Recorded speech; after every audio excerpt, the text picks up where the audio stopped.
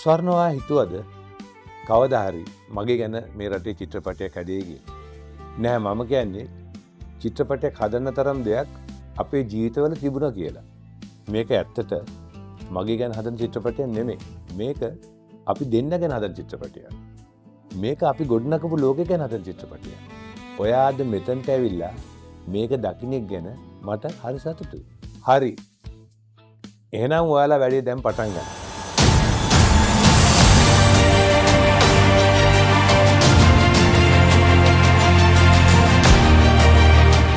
තාත්තා ගැන කොහොමද ඇත්තටම පුතෙක් නිරෝජනය කරන්නේ?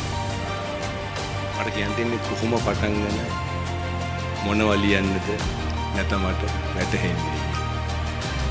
ඉතින් හැම පුතෙක්ම බහතුරුන වයසේදී වීරයා තමයි තමුගේ තාත්තා.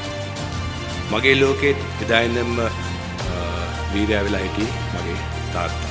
මගේ තාත්තා මිලියන ගණනාවක හදවත සොරාගත්ත කෙනෙක්. එක හඬකට පෙම් බැඳපු මිලියන ගානකට අයිති ජාතික වස්තුවක් කියලා. මේ වන තුරු රහසක් වීලා මාසිතේ යම් දෙයක් තිබුණා. එය කීමටයි ඊළත උනේ.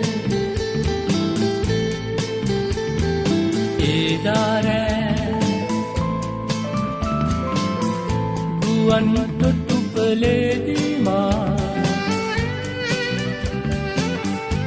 වෙන් වී ගියේ.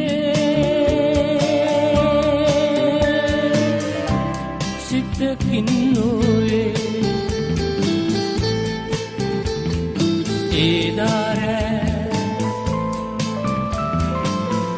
ගුවන් තොටුපලේදී මා